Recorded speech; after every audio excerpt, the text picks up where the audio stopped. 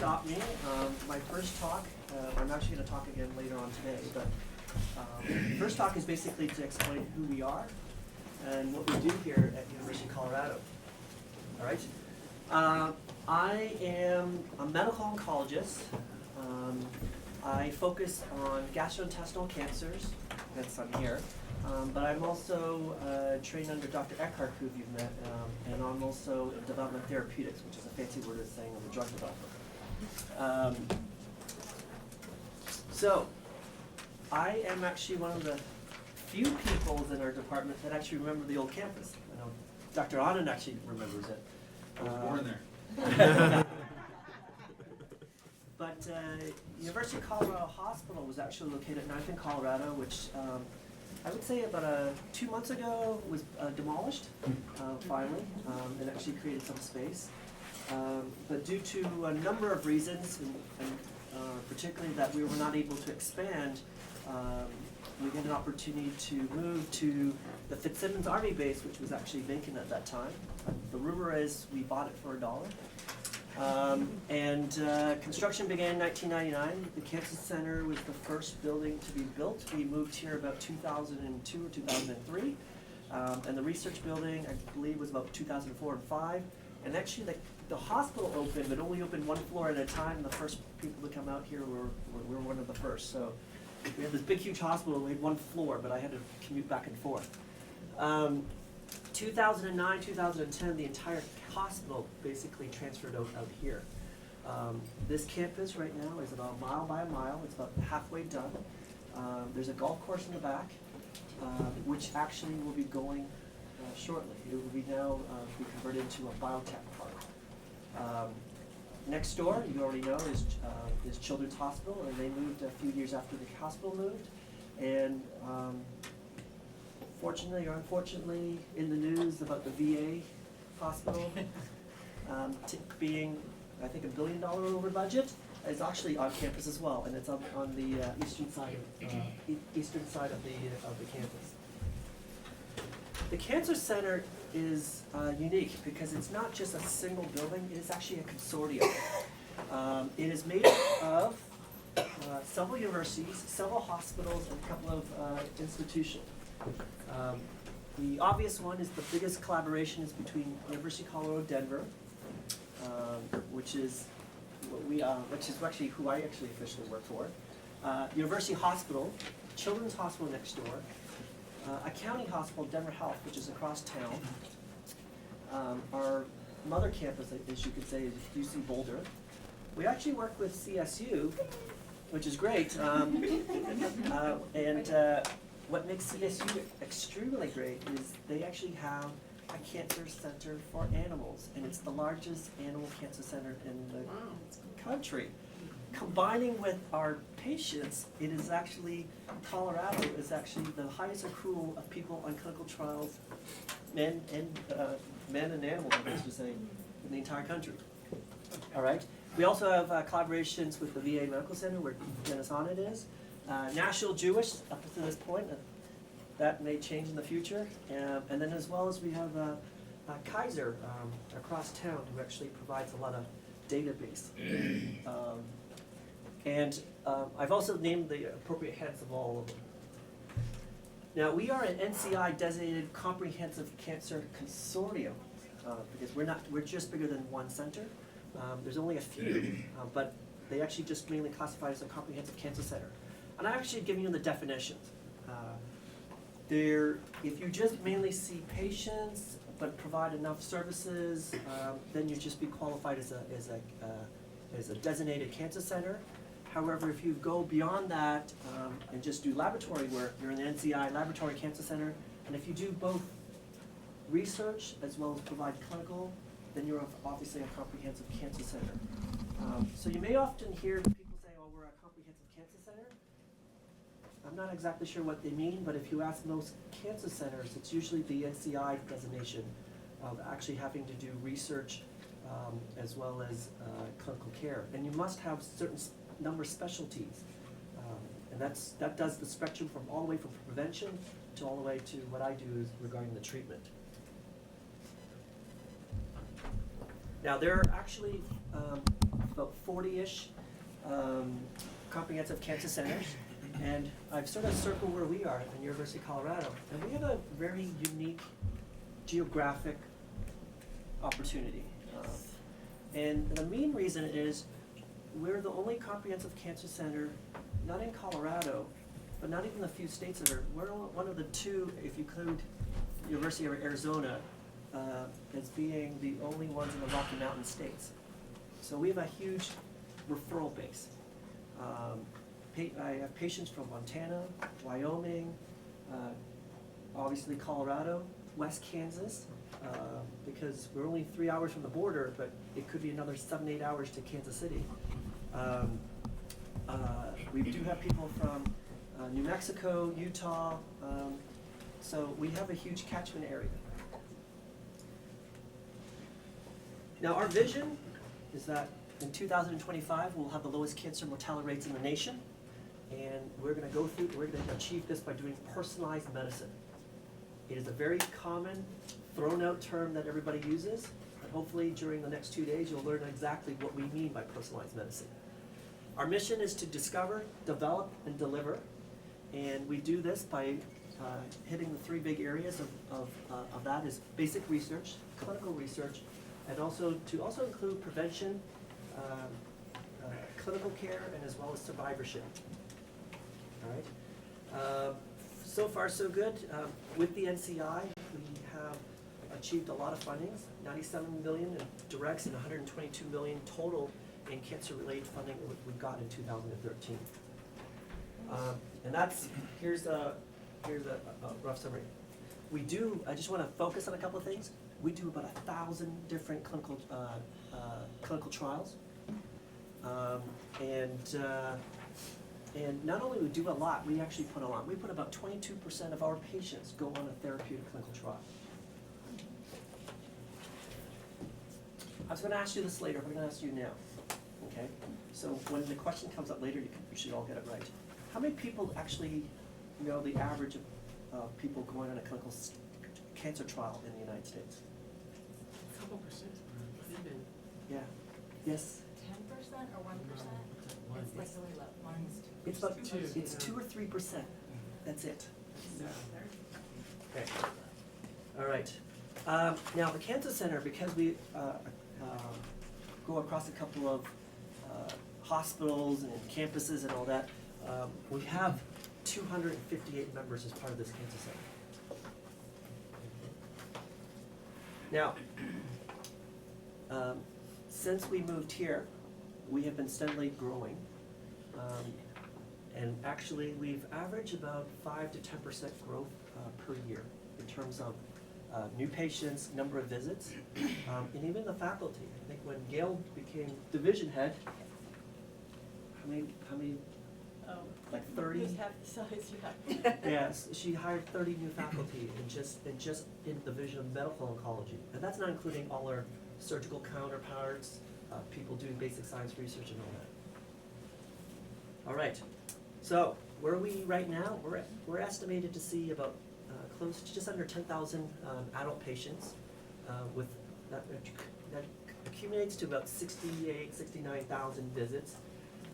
And 19% of these will be actually enrolled in clinical studies. Okay, slightly better than their 2%. All right. Also recently, there's been a formation of what we call UC Health. So not only is the hospital, not only the cancer center itself is expanding, the actual hospital network is expanding. We have now recently joined with several hospitals, which is down the I-25 corridor, which is where close to 80–90% of all the entire people in Colorado live. So we actually have a consortium of hospitals and obviously patients that we actually are now responsible for. Right? The whole idea is to actually allow everybody access to the care they can get here. So they'll come and maybe get their opinion here, but they can actually get treated closer to home. All right. In the last few minutes, I'm going to talk about some of the research projects that we are doing here that actually helps with this personalized medicine. One is we are now being part of the Orion project. Anybody notice something unique about this or incorrect? As a ploy to get me to drink a little more coffee. It's not spelled like the constellation. Exactly. So they used the Orion constellation, but Orion's constellation has an O in it, Oh, so yeah. they spelled it with an E. All right. But they tried to make it fit. So what is this? So this is a project that was initially started by Moffitt and Ohio State. They got, I believe, at least $150 million to set this up. And basically, it is taking genetic information of people's tumors, and then we're trying to correlate how they're going to do. So instead of just sequencing someone's tumors, I'm going to back up a little bit. 2004 was probably one of the biggest advances in medicine, or actually in science in general, is the sequencing of someone's DNA. Okay? Our DNA is made up of what we call base pairs. There's 3 billion of them, which represents about 30,000 to 40,000 genes. All right? It took 14 years and a cost of $4 billion to sequence that one person. We don't know who that person is. Rumor is it could have been Watterson or Crick, actually, the person who actually discovered the DNA. That's the rumor. So it took us 14 years. Fast forward 10, 11 years now, we can now sequence someone's entire DNA in about 6-7 weeks for a cost just under $20,000. It is anticipated that in the next few years, we will get down to several weeks, and hopefully it will be under $1,000. So now you have all this information, but we also have to realize, what do they mean? So we will need to understand, did it put you higher risk for something? Because having it doesn't mean you're going to get something. All right? So that is actually a joint effort to collaborate tissue specimen, the data, and actually clinical data. The rumor is we're going to collect 50,000 data points per patient. So we're going to know like what they get in the future, what type of cancers, how they responded to drugs, and then try to correlate that, which is actually excellent. Because right now, every single place is doing it, but that information is kept at that site and not shared among others. And if everybody's doing it, it'd be nice if you could actually share the data. All right, number 2, in the back there, John Tedler wrote a very pivotal study based off some of the research we have here. For decades, we have been doing research on what we call cancer cell lines. So what is that exactly? We took cell lines that are able to grow in a dish by itself without a body, and we've been testing all this time. Well, we're now realizing, especially with the DNA sequencing, they no longer represent the true cancers of a human that they were derived decades ago. Okay? Yes, we called it pancreatic cancer, but it doesn't behave like a real pancreatic cancer in patients. So the problem is, if our models aren't very good, how are we going to predict what drugs are going to work or not work if they're not accurate? All right? So how are we trying to improve on this? We're here at University of Colorado do what we call patient-derived xenograft models. Okay? You guys remember the Avatar movie? This is like Avatar of a human's person's tumor. So what does that mean? People who are going to surgery and consent that we are able to use their tumors, when it's removed from surgery, gets transplanted into a mouse. That mouse will grow that person's tumor, and hopefully over the next year or 2, we will have many mice with that person's tumor, and that we can actually start testing. The mutation of that person's tumor, of that real person, resembles that of the patient. So hopefully, if we have enough, and enough drugs to test, we hopefully can do clinical testing on patients' tumors that are actually sitting in mice. Okay. And we think that is a much better model than actually looking on cancer cell lines that can grow without blood or without a body. All right. Also, our University of Colorado started the Center for Bioinformatics and Personalized Medicine. It is a joint between the Division of Medical Oncology, and we are now starting to collect mutations, okay? You see on a lot of television, people will say they'll get their insurance companies to pay for these mutations and all that, but it really doesn't tell us a lot of information, okay? Because we don't know what it means. The difference is we will collect this information for research purposes to understand what these mutations mean. And we will talk later on today, my afternoon talk, what mutations and how that can help us, all right? But this is a multi-million-dollar effort to actually expand, not just for cancer, but for all other diseases, Alzheimer's and where genetics can also be important for that as well. All right? For example, this is our panel. In colorectal cancer, there is only one FDA-approved mutation. It's called KRAS, okay? We also do a little BRAF here because even though it's not FDA approved, we think it's very informative in terms of how we should treat a patient. The Europeans also add NRAS. We have done that here as well. But there are, depending on the NCI match, which we'll talk later on today, or Foundation of Medicine, they do 300 to 400 mutations. So there's a lot more mutations that we're discovering, but we're trying to understand what they mean. And we're actually collecting our own panel of cancer cells, which will be aided into the Orion project as well. Okay. So why do we do research here? As I said before, well, one more thing I did include is University of Colorado is also part of the NCCN network. It's called the National Comprehensive Cancer Network. It is about 42, 43 institutions across the country, and its job is to come up with guidelines on how do we manage to go through the data, how do we manage patients with certain cancers, i.e. colon cancer, all right? How often should they be screening? They basically come up with guidelines that every oncologist in this country follows. It is the same guidelines that insurance used to follow to see whether or not they pay for something. So if the drug is not FDA approved, but the NCCN recommends it, the insurance company will consider paying for it. Sometimes we sit on this board, and sometimes I don't even agree with my own board. All right. Strike that from the comments. And we have a UM1 grant. What is that? That is a big institutional grant that actually, there's only 10 in the country given. We have ours with MD Anderson, and that is the drug development to take new stuff and to do early clinical trials with. Okay.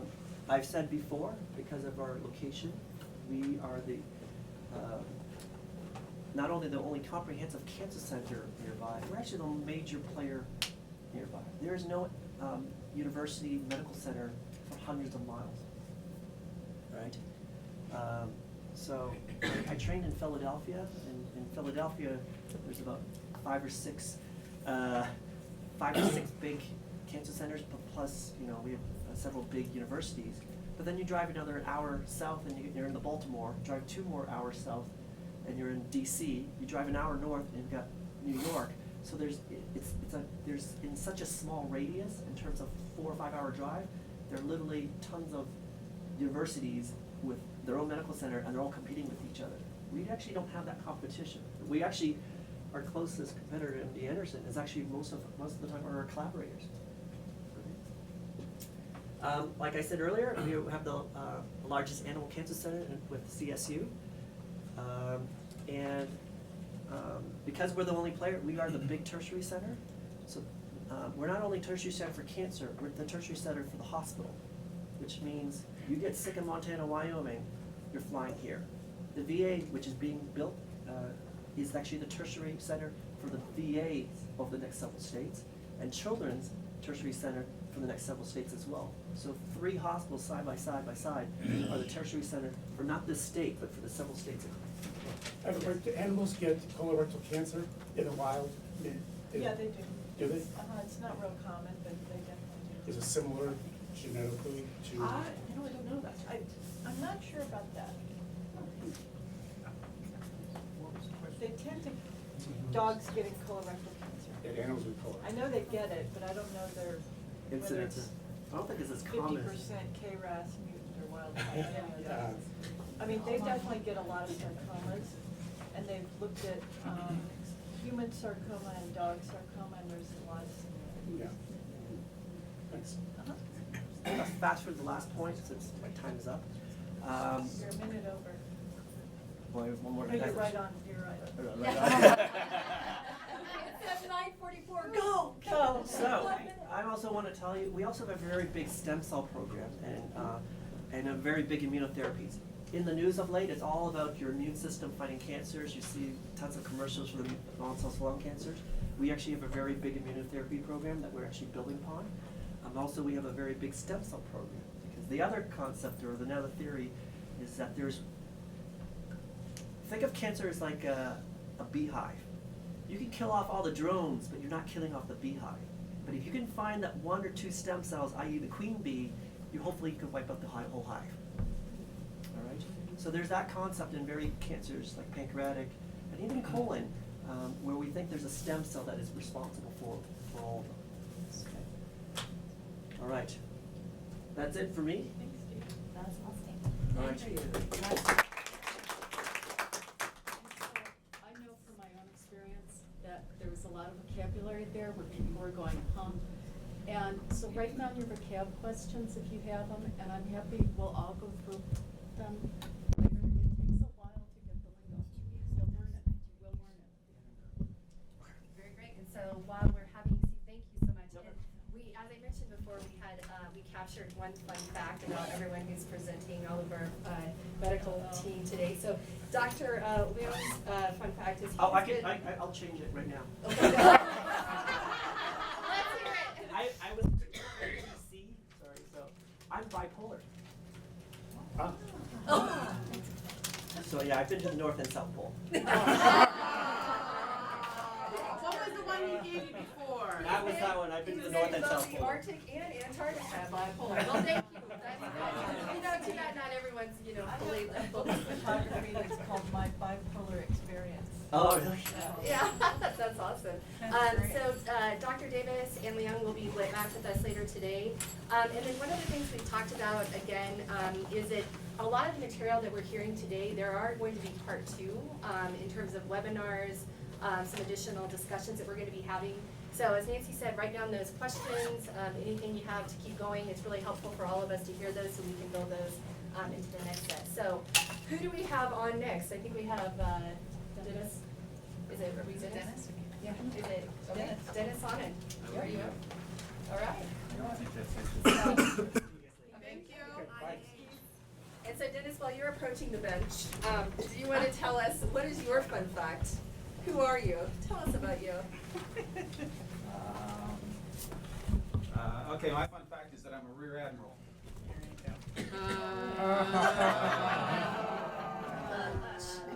So I'm a gastroenterologist. My undie team is named the rear admiral. So I think it's pretty appropriate. And so is my softball team. Oh, really? There's a group of GI guys. The rear admirals. The rear admiral. Yeah. There were multiple. Do you have costumes? We have shirts. Okay. I should have worn my shirt. I have a shirt today, right? So we did have to do this again. We turn around. Just to be safe. Yeah. So what I wanted to do today is to cover really 3 or 4 things. You're going to hear a lot today. They're going to hear a lot of new words, and you're going to hear a lot of information. And hopefully, we can start by talking about colon cancer, talking about the cancer care continuum, talking about why we're here today in advocacy. So this is what I'd like to cover. I want to first of all talk about what is colon cancer, what is it clinically, what is it molecularly, and what is the cancer care continuum, and sort of discuss that for just a second. And then talk specifically about prevention of colorectal cancer, which is both primary prevention and early detection. And then Betsy, I think, is coming to talk about survivorship and palliative care, to talk about those two things. And so that's what I want to cover. So what's colorectal cancer? I'm sure you all know this, but the colon has a bunch of different names, extending from the right colon, the cecum over here. I don't know if this printer works. From the cecum over here, the ascending colon, transverse colon, descending colon, sigmoid colon, rectum. You hear about cancers in all those different segments. It does make a difference where the cancer is with respect to both risk factors for the cancer and treatment. So cancer of the colorectal cancer can be anywhere in this organ. To an endoscopist like myself, this is what colorectal cancer looks like. A mass, often ulcerated, often bleeding. But the endoscopist also sees it as a process from small adenomas, small lesions to larger lesions to yet larger lesions to ultimately progressing to cancer. You can see how easy it is to think that, well, we could remove that and prevent that. And that is actually the case. If you can identify these lesions early and remove them, you can prevent colon cancer, not just detect it early, but primary prevention. So colon cancer sort of falls in the middle here. It's not just prevention and early detection. Early detection is preventive as well, so it is a bit of a hybrid. Colon cancer is a big problem. This just shows the kinds of cancers in the United States estimated for this year. Colon cancer is the fourth most common cancer in the United States, about 9% of all cancer cases. It's the second most common cause of death. Again, about 9% of all cancer deaths in the United States are due to colon cancer, second only to lung cancer. So this is a big deal. So issues related to prevention, state-of-the-art treatment, survivorship are big issues with respect to colon cancer. The good news is on this slide. There's been enormous progress. Enormous decreases in the incidence of colorectal cancer and the mortality of colorectal cancer in both men and women over the last 25 years. A bigger effect than any other cancer, in fact. So there's really plenty of reason to celebrate what's happened so far. You can see there's still a long way to go to get down here, but we've made enormous progress. And look at this, this is sort of interesting. Back in the 1950s, the mortality from colorectal cancer was the same in men and women. And look what happened in women. Mortality began to decrease in the 50s and steadily decreased since. So what's the difference in colon cancer between men and women? They don't know the doctor as much. Maybe. But we didn't do any screening back here in the 50s for colon cancer. And symptoms occur late, so that may be part of it. Anything else? Estrogen? Pardon? Estrogen? Maybe. We don't know. Maybe women take aspirin more regularly than men. Maybe women have a better diet than men overall. But the one thing we know for sure is back in the 50s, we began using hormone replacement therapy in women a lot more than we do now, actually. And hormone replacement therapy in both observational intervention trials can prevent colon cancer. So maybe that's one issue. If that's the case, we'll see these, and maybe we have seen these come closer together because we're not using hormone replacement therapy nearly as much as we used to. So anyway, that's a fun fact, that things over time have changed between men and women. So the adenoma carcinoma sequence is the fundamental concept of prevention of colorectal cancer.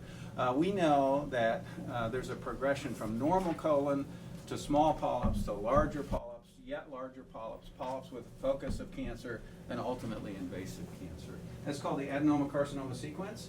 And then we'll come back to this several times because it is really the basis for how we prevent as well as treat colorectal cancer. This takes a long time. It's on average, and there's variance around the average, but on average, this process takes 10 to 15 years, or maybe even more. So there are plenty of opportunities to intervene along the way here, before colon cancer comes, as well as detecting colon cancer early when it's less likely to be fatal. We know a great deal about the molecular drivers of this process, of the process of colonic carcinogenesis. And the genetic revolution is not just in the somatic mutations that Steve told you about. It's also in our understanding of genetic risk, risk for the development of colon cancer and what drives the process of colon cancer. So there are basically these three pathways: the chromosomal instability pathway, which is thought to account for about 70% of sporadic colorectal cancers, the most common pathway. Familial polyposis, one of the more common hereditary syndromes, also follows this pathway, this molecular pathway of individual mutations followed by clonal expansion of mutant cells who have acquired a growth advantage as a result of mutation, subsequent mutations, subsequent clonal expansion, ultimately the production of aneuploid colon cancers with a characteristic molecular features. Microsatellite instability is the pathway that's responsible for Lynch syndrome, the most common of the hereditary colon cancer syndromes due to mutations in the DNA mismatch repair process. I know some of you have Lynch syndrome yourself, some of you have family members that have Lynch syndrome. And so this microsatellite instability pathway may account for about 5% of colon cancers in the setting of Lynch syndrome. Really a very important subset of individuals to identify because you can prevent cancer in those, even in these very high risk situations. And then the most recently identified pathway is this epigenetic serrated CpG island methylated phenotype pathway. Those words aren't important, but to recognize that the serrated polyp of the colon is also a risk factor for colon cancer, not just the adenoma, and that's why I didn't put the adenoma in here. So there are precursors to all of these pathways. There are genetic syndromes associated with all of them. Well, there are familial syndromes associated with all of them. The sessile serrated polyposis syndrome, we don't have a gene for it yet. I don't know if we ever will. But it's sort of the hereditary or familial component of that pathway. So these are three pathways that we know. We know a great deal about the details that occur along these pathways, and that information can be utilized in tailoring therapy to individuals and tailoring screening recommendations to individuals. So this is the cancer care continuum, and we're going to be talking about all levels of this continuum today, from prevention and early detection that I'll talk more about, diagnosis and treatment. You hear a lot about that today. And then Betsy is going to tell us about survivorship and palliative care issues. Much of what you hear for the rest of the day is in the middle here, diagnosis and treatment. You've already begun to hear some of that. What we'd like to do is tell you a little bit about the other two ends.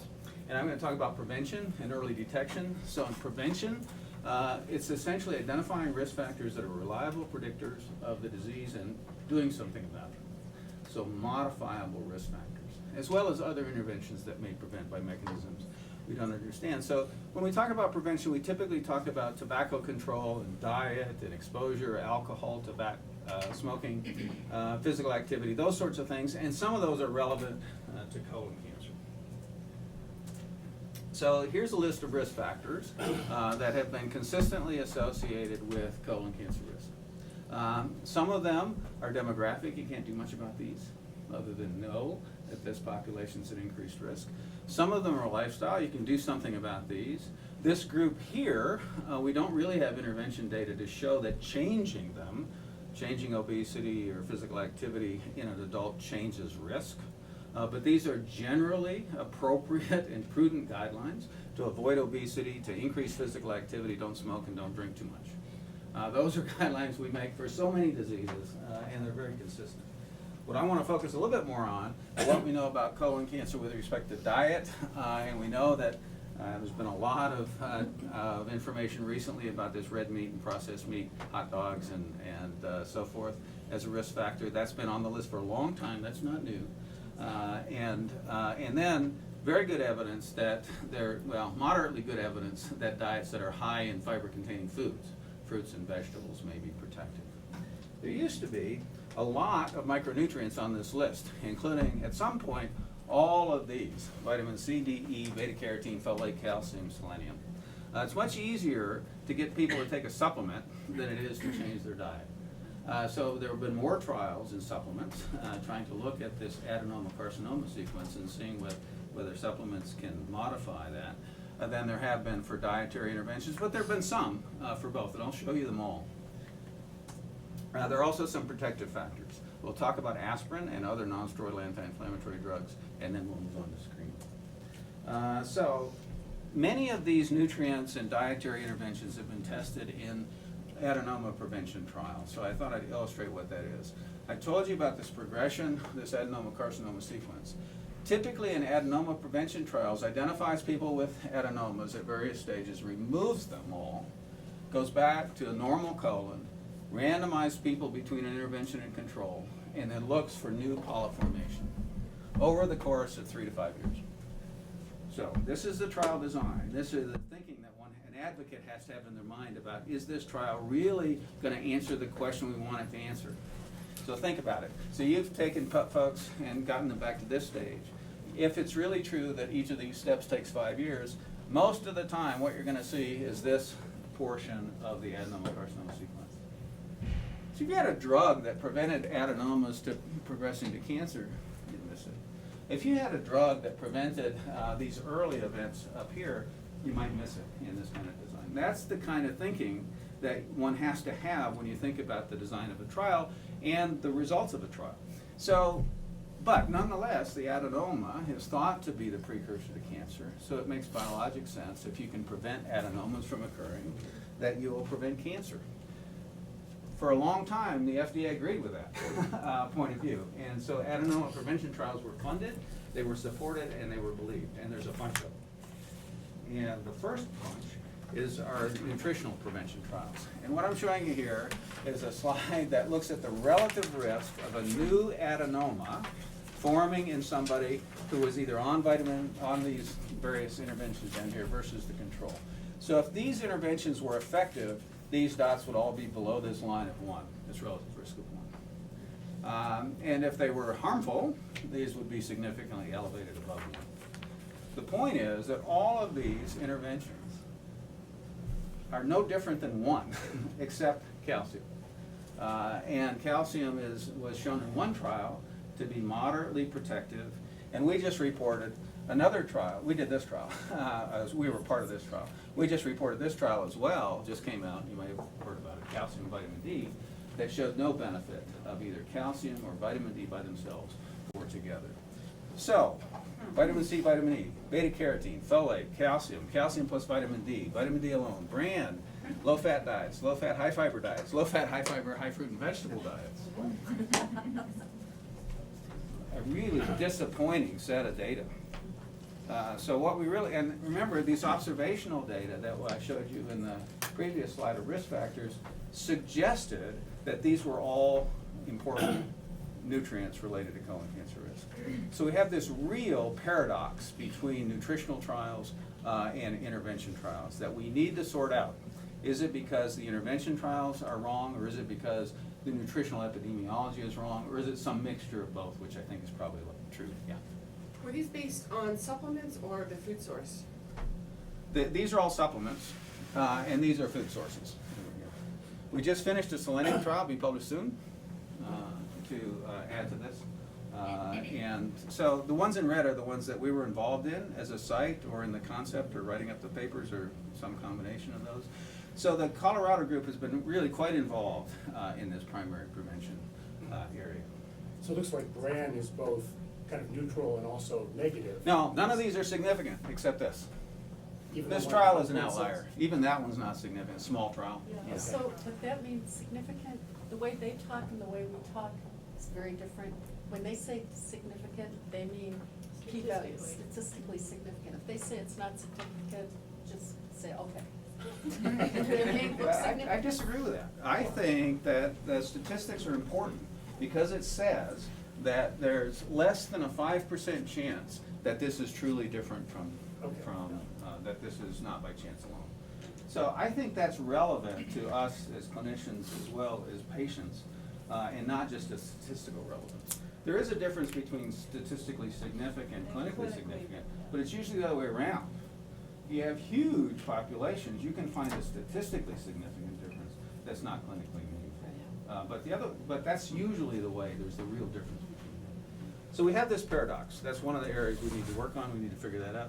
Here's a similar sort of. Just one quick question before you go. Yeah. Well, I guess my interest really kind of lies in this area too, because I mean, when you're looking at supplements, especially things like vitamins and things of that nature, most vitamins and things that, like that along those lines are man-made. And anything that's man-made has a percentage of having some kind of chemical involved in it, which means in essence that you're kind of growing the cancer even more. So if you've eliminated it, now you're introducing more supplements back into the diet that could grow it back again. Yeah. Well, I think you're right. I think that the thinking of the field is that food is important, nutrition is important, and that supplements of an individual vitamin in the absence of changing diet may not be likely to be benefit. I don't think there's a lot of evidence that it's some other chemical that's causing cancer in the supplement, but I think in the absence of I think dietary interventions are thought to potentially that nutrients in diets are more important than nutrients as supplements. And I believe that. We have a lot of evidence that a lot of the individual supplements at least don't work early in the process of the adenoma carcinoma. I mean, for me, it's worked. I mean, before I found out I had cancer, I was like, oh, I need to take all these supplements and blah, blah. Then afterwards, I was like, well, there was nothing that I took seemed to have helped, and if anything made it a little bit worse. Make what worse? For me, it like it seemed like it accelerated the cancer growth. Because at a time where I was plateaued, taking these supplements thinking I'm making myself healthier might have actually elevated the cancer growth. Yeah, so you've hit on a really interesting point here. We did this trial, this folate trial, and not only did we find no effect of folate in preventing new adenomas in the first colonoscopy after the study, if we looked far later at the second colonoscopy and even some in the third colonoscopy, what we actually found was a statistically significant increase in the number of polyps in these folks on folate. And there is this hypothesis that folate might be protective early and might promote growth later. So that's really an interesting observation. This is the same data for non-steroidals. These are aspirin at 2 different doses showing a modest decrease in adenoma prevention. This was statistically significant.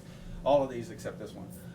And the dose of 325 or 80 is sort of an uncertainty about aspirin. These are celecoxib and Vioxx and Celebrex. These non-steroidal anti-inflammatory drugs that are like aspirin. Also a protective effect. We did this study. We did we're part of all these studies in red. This is an interesting combination, sulindac and difluoromethylornithine. Really see how much different, 90% reduction in the development of new advanced adenomas. So there may be something different there. So I think the big issues that need to be addressed in this area are what about aspirin, what about the dose, what about the risk-benefit of aspirin therapy, and this needs to be confirmed, this combination therapy. And there are 2 trials, one in familial polyposis and one which is an intergroup trial of eflornithine, which is DFMO, and sulindac, accruing terribly. And I think here, as well as everywhere else, it's been difficult to accrue patients to this trial, but it's an important trial to confirm or refute this really dramatic difference. So that's the non-steroidals. I want to switch from prevention to early detection. And here's where there's really been huge impact in colorectal cancer. And again, going back to the adenoma carcinoma sequence, there are 2 ways to detect colon cancers, 2 broad ways. You can look for things in the stool like blood, fecal immunochemical testing, or stool DNA testing that will identify lesions. Bleeding occurs typically late in this process, so cancers can bleed, some large adenomas can bleed, but usually you don't detect earlier lesions looking for blood alone. DNA markers may be able to detect, these we clearly do detect some of these lesions earlier. And then there's endoscopic approaches, actually either radiologic or endoscopic visualization to look in the colon, and you can see these lesions, and then you can remove them. And that's the basis for colonoscopy and sigmoidoscopy, CT colonography. So these are the tests that are accepted generally as screening tests: high sensitivity fecal occult blood testing, FlexSig with or without FOBT, and colonoscopy every 10 years. This is the one that's used most commonly in the United States, but in the rest of the world, this is the one that's used most commonly, if anything is used for colon cancer screening. Interestingly, last week, the U.S. Preventive Services Task Force came out with their draft of new guidelines. And so for the big differences were, these are still recommended, but for FlexSig and FOBT, the recommendation changed from every 5 years with interval FOBT to every 10 years, so this is the draft change, with an annual fit in between. It's a big change based on no data, based on a model suggesting that this would work better than that. And so that's a potential change that may be coming up. There are these two other major tests, the CT colonography, as virtual colonoscopy, and stool DNA, which is actually a combination of FIT and stool DNA, which when the last time the U.S. Preventive Services Task Force did their guidelines in 2008, they did not recommend those options, thinking there were insufficient evidence for both of them. The Multi-Society Task Force, which is mostly a group of GI organizations, did include those in the panel of acceptable options. In the new guidelines, and this is fairly controversial, the recommendation was that these tests are acceptable, but not, these are recommended, these are acceptable as alternative options under specific or special circumstances, as yet undefined what those circumstances are. I think one of those circumstances is people who want to have a high sensitivity test and don't want to have an invasive tube stuck up their bottom. I think that may be a special circumstances. We'll see what happens over time. We'll see whether these draft guidelines make it into the final guidelines. It's an important decision that we'll have to make. We've been involved in studies of the three that are circled. I only want to tell you about one, and that's an ongoing trial of prospective comparison of two of these approaches to see which one is more effective. This is funded by the VA. This is the CONFIRM trial, the aim of which is to determine whether a strategy of colonoscopy screening is as good or better than a strategy of annual fecal immunochemical testing on colorectal cancer mortality as the primary endpoint and incidence as a secondary endpoint. It's a big study. We've been involved in the design and conduct of this study right from the beginning. These are all the VA centers that are involved. Denver has been part of the steering committee for this, is a site, a high accruing site, and involved in the analysis of the data as well. It's been interesting to see. This is 50,000 folks. This is the largest clinical intervention trial the VA has ever attempted to do. 50,000 individuals randomized between screening colonoscopy and annual fecal immunochemical tests. If it's positive, obviously needs a workup. If it's negative, they go around this for 10 years. The analysis is mortality at 10 years. Huge trial, going well. Over 30,000 folks have been randomized in this trial. It's going to be finished. We will have an answer in 2027. Quick question, doctor. I mean, the cost analysis for the FIT test versus a colonoscopy has got to be a big upscale in the difference of a person getting a FIT test. Personally, I was screened with a FIT test, and it was just as positive as going for colonoscopy. But the cost factor there was a huge difference when it comes to insurance paying for it. Yeah, so the cost is different. The problem with FIT is that it's annual. Getting people to do something every year is difficult. We found that about 35% of the people drop out every year, replaced by some of the folks that dropped out before. So actually getting this done takes a lot of effort. It takes 18 contacts with an individual in order to get it done over the period of a 3-year study. So there are a lot of costs that are hidden if you want to set up an annual FIT program as an institution. But nonetheless, you're right. But cost-effectiveness-wise, colonoscopy is more effective as well as more costly. Cost-effectiveness, they seem about the same in models. This study will provide real data about both effectiveness and cost, and so that's the value of actually comparing them directly. Well, this is the Continuum. We've talked about prevention and early detection, and Betsy is here to talk about survivorship, this other end, and then the rest of the day you'll hear mostly about this. You have a fun fact about Betsy? No, not a fun fact about this. And can I ask you one question before we move on? Yeah, sure. So I know the task force asked us for comments, and you were helpful in guiding us and providing those comments. Can you maybe explain to the group, and Andy, you might want to jump into this one, why it's important for advocacy groups to provide comments to the these U.S. draft- Preventive Services yeah. Task Force. Well, I think it's important because there's a lot of expertise out there. The U.S. Preventive Services Task Force is a good organization. They're an organization that does a very formal literature analysis, review of the literature before making decisions. However, they're not gastroenterologists, they're not oncologists. These are mostly epidemiology folks and folks that have real expertise in clinical, in outcomes and and design, and that's probably appropriate. You don't want gastroenterologists making recommendations that they're biased about. You know, that colonoscopy is terrific because I get paid every time I do one, right? And so I think the U.S. Preventive Services Task Force is a really important group, and I think they try to do it right. But they don't know everything, and so from the aspect of a patient, from the aspect of an organization, there may be insights that are really important that need to be considered by the task force, and that's why they always put these out for public comment, and it's now out for public comment. You can comment on it. I can comment on it. I have. Andy's commented on it. We've commented a lot. So I think that, and one of the things I think with Betsy coming up as well, so I rely on Gail, Betsy, Dennis a lot in our work, and other investigators. So Dennis is part of our medical advisory board. When we had these opportunities to provide comment, what we did is really looked at the entire spectrum of what was asked, and vetted this with our entire medical advisory board. Took all of those comments and then looked at key themes, went back out with questions, vetted that with the group again, just to make sure that we had some really consistent thought around what was being recommended. Specifically thinking about the clinical application, but also the data and what was there. And so Dennis had outlined, you know, some specific areas where it's sort of like, what's up with this? Can you just say more about it? So we were really, really excited because I think that was probably in the end what Fight CRC submitted with the medical advisory board and all of our team members. It was probably close to 25 people that looked at all of that, made comments, and we synthesized that. So we've gotten some comments back that, you know, was probably one of the more comprehensive groups. And the great thing is because it's an advocacy organization, we were also hearing comments and thinking about what we've heard through our focus groups, what we've heard from the patient collective as well, to include that in that. And we're going to continue to do that.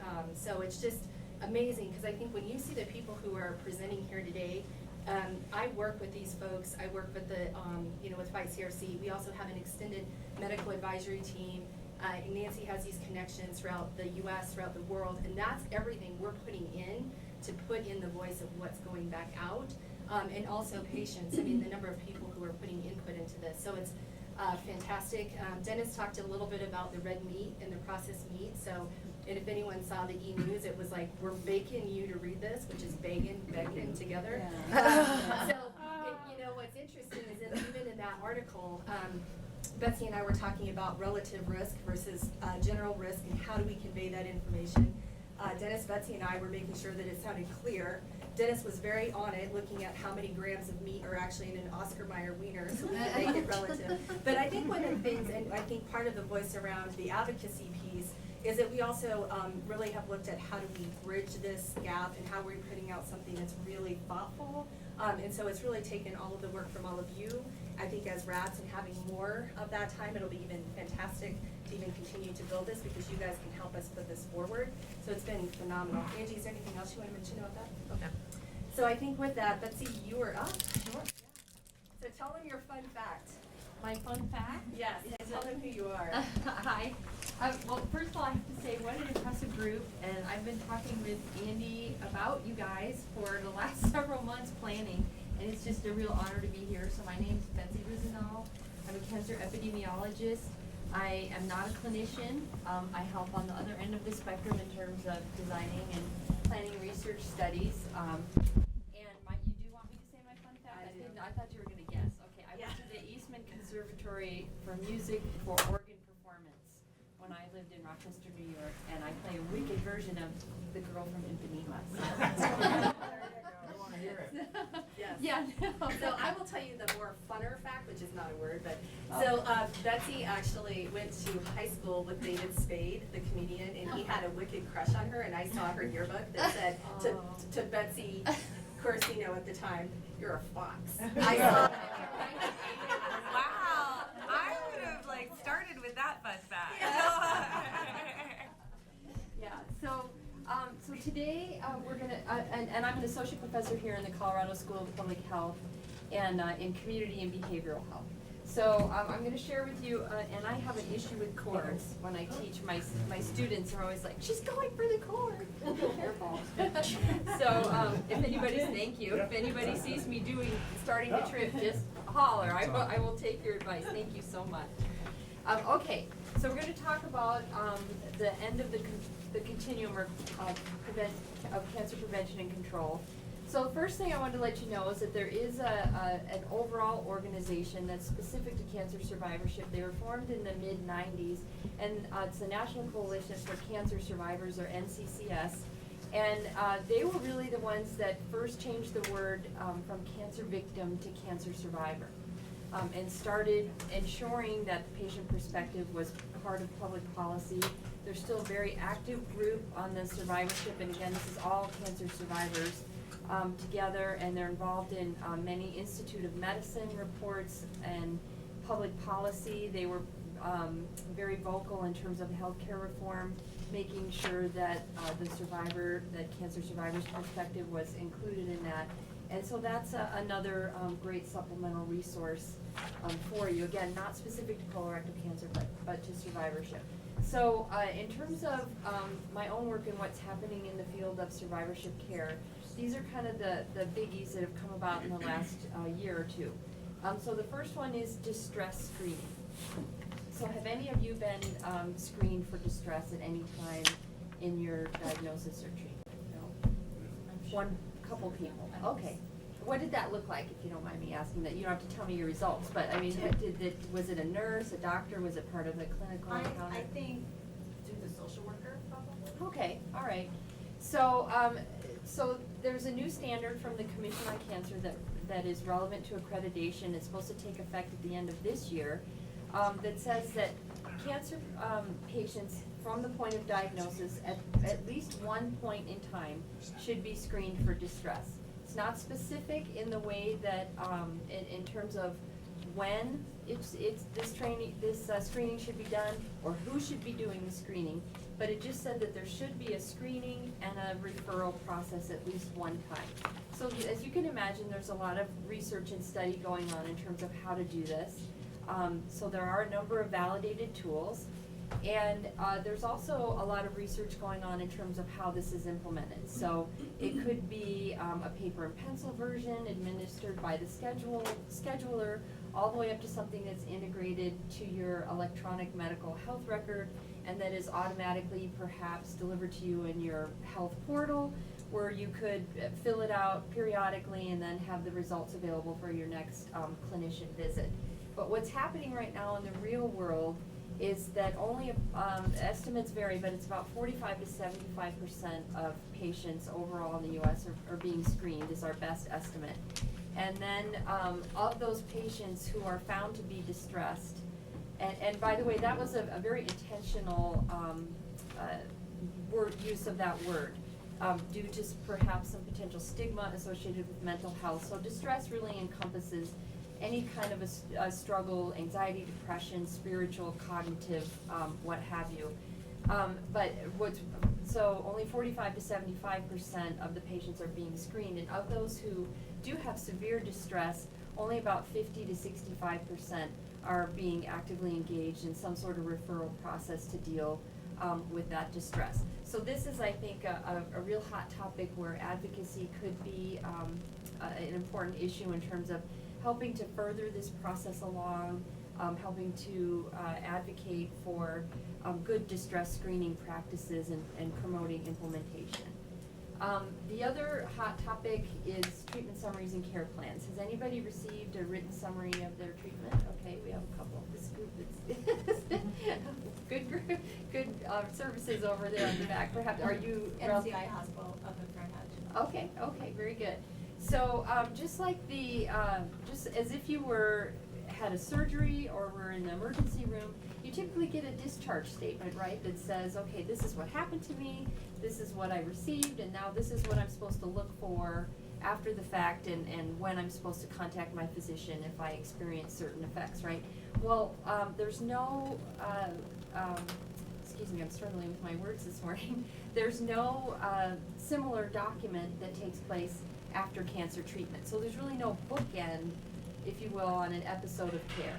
And so the Institute of Medicine convened an expert panel, and this was one of their recommendations, that there should at least be a summary of the treatment and then a very basic written care plan that says this is what should happen, this is what you you should be looking for, this is how often you should be having your colonoscopy or other tests following cancer diagnosis and treatment. So this standard has also been adopted by the COC, the Commission on Cancer, but the implementation date keeps getting delayed because this has been, it's very onerous for doctors and healthcare systems to figure out how to prepare these documents. And what's the big issue is how to maintain them, right? So as these new discoveries about genetics and surveillance issues come in, how do we keep these written documents updated to make sure that survivors 5, 10, even 20 years out, you know, are kept in the loop with these new discoveries? So again, making sure that you get this written plan, and what the research is showing is that the written document itself, not surprisingly, isn't all that helpful. What's really helpful is the encounter, where the information is explained to you. So making sure that colorectal cancer survivors are receiving these documents and that they're engaging in conversation with their doctors about these written plans is key. And then the other big development is, the other thing I wanted to mention is that we've been here in Colorado part of the Livestrong Center of Excellence program for several years with the Hutch. And we did a study looking at, across our 7 centers, looking at these written plans, what was the percent agreement or the concordance with the Institute of Medicine standards in terms of the information contained in these reports. And we found that even of these 7 centers, which presumably would be the best of the best in terms of survivorship, that our scorecards weren't 100%. We were not able to complete all of the fields that were recommended by the Institute of Medicine. And the lesson here, and Patty Gantz, who's probably one of the world's foremost experts in cancer survivorship research, she wrote an article about this, basically saying, let's not let the perfect be the enemy of the good. It's the conversation that really matters in the clinical encounter, and if there's pieces of information missing in that written plan, you know, they can come up in other ways, but let's at least start this process and getting patients the information that they need. And then the other big development has been in the last year and a half or so, the development of the NCCN, or National Comprehensive Cancer Network, survivorship guidelines. So just as there are guidelines for how to diagnose and treat colon cancer based on different presentations, there's now algorithms for how to assess different issues post-diagnosis, and decision trees in terms of what professionals should be involved, and recommendations for evidence-based strategies. So just to give you an idea, these are some of the things that the NCCN has specific guidance on, again with treatment algorithms and referral recommendations for evidence-based programs. So everything from anxiety and depression through to preventive health. And the one probably hottest news in terms of research, in terms of survivorship for colorectal cancer, is the benefits of physical activity. And other than breast cancer, there's the most compelling evidence that physical activity makes a difference in colorectal cancer survivorship in comparison to all the other cancers. So generally, does anybody know what the recommendation for physical activity is? 30 minutes a day. 100, right, 5 days a week, right. And the other key is that it should be at least moderate intensity exercise, so that's about a 10-12 minute mile or so. So you can't just be strolling along and getting in your 30 minutes, you really do have to be active. And so there's been long-standing evidence that physical activity has benefits on the prevention side of the continuum. And recent meta-analyses, which is where they take the results of lots of different studies and combine them as if they were one study, are showing that there's similar high benefits for physical activity. And the estimate is 38% reduction in CRC mortality amongst people who engage in the recommended levels of physical activity versus those who do not. So the issue with this studying physical activity is something that plagues all of survivorship research, and that most of our data is from observational studies. Because if you think about the kinds of things that we are trying to study, it's not a supplement where there's a defined dose, and it's easy to know who's taking it and who's not taking it. you can imagine that many of the strategies for addressing things like fatigue, which might be anything from medication to, again, engaging in some sort of low-level physical activity to build up strength. Those doses of those kind of interventions are really hard to measure, and so they're really hard to study the effect. But that doesn't mean that this can't be good science in the field of survivorship. The fact that that doing randomized trials is more difficult means that we have to be really good about designing our observational studies and our cross-sectional studies. Cross-sectional being we look at two things at the same time, observational being that we follow people in time. We're just not assigning them to groups like in a randomized trial. Yeah. I was thinking a good example of that would be with technology, how it's helping us. Yeah. Like, how many people, or maybe how many of us in the room, I don't have one on, but have a Fit Watch on Sure. that tracks. Why can't something like that be designed that, if you're having a fatigue day, you know, you're hitting fatigue day and that Right. information is downloaded and shared, you know, in that aspect, or your pain level is Yes. higher than usual. I mean, technology is Yes. probably gonna be our best friend in this aspect. Yes, you're absolutely right, and there's studies going on with the use of mobile technology.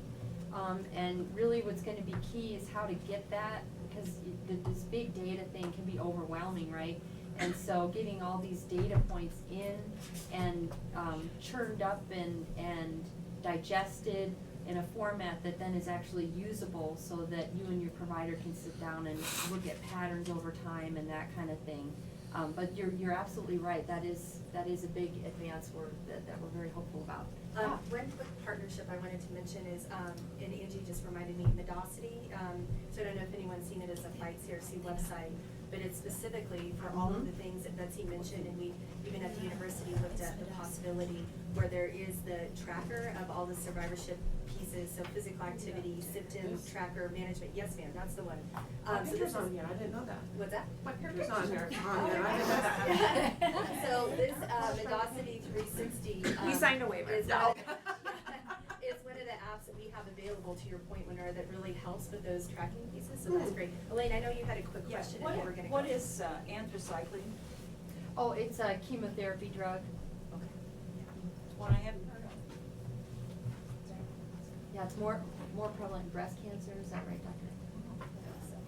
So anybody can get on and look at these NCCN guidelines. You just need to file an account and an email. I've done it and I don't get a whole bunch of junk mail from them, but doing so allows them to track who's looking at their guidelines. And you can get in there and for yourself, look at these different treatment algorithms. Yes? These guidelines are good, I'm a part of the website, so I'm familiar with it. Okay. But my question is this, there needs to be, maybe it's just with my oncologist, like, after treatment, I'm having these issues, and I'm going to her and I'm speaking to her about this, and she's just telling me to go to my primary care physician. Mm-hmm. And I'm like, but you're an oncologist. Like, why do they speak with oncologists, or are oncologists required to register with the NCCN to know what a typical patient will go through? Because she's talking to me like I'm just crazy. Mm-hmm. And everybody that I'm speaking to in my support groups are like, well, no, everything you're experiencing is normal. Mm-hmm. But I'm not feeling that way when I'm speaking to my oncologist. So Mm-hmm. are they required to know these guidelines, or how does that work? Maybe get a second opinion. Well, I've switched since then, but I'm not the only one that feels this way. Yeah. Do you wanna, as a provider, would you? Well, I think, one of the issues that we have from our end, but I would never, that's probably one of my problems, is I get into things that I really don't have any professional training in, like someone will be telling me a lot of things that are related to their life and stressors and, what should they do to promote the best health. But it is a good point. We don't really get that training. And so that's why you see so much of this turfing back to primary docs. And I agree, I think I think the best thing actually would be for all the universities and cancer care places to really have survivorship clinics. And we have one, but it's very difficult to get, they're never big enough. And the reality is, you don't want to it's not just special cases, it's everybody. Correct. And actually, I think survivorship is really changing because being in drug development and now seeing that a lot of our drugs, people are on them, like my patient that you'll meet later, for 2.5 years.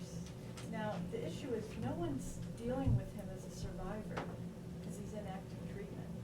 And it's become a chronic disease for a lot of patients, and that is almost completely ignored. And I tried to bring this up with the Livestrong CEO, and it's just sort of like, you know, they really want to put everything in one camp or the other, and it's like, no, I think in the future, we're gonna have a lot of people that are in active treatment, but surviving for years. So guys, we have to, I'm sorry, Betsy's gonna be available a little later today. So we're gonna have her finish up her presentation because we have another presentation, but we will have time for further discussion.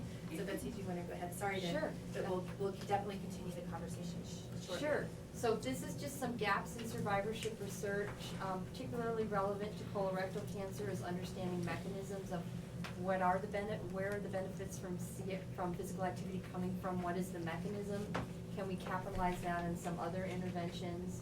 And then there's a really good article in your packet that I would encourage you to look at, top 10 things that for colorectal cancer patients might be thinking to ask their doctors.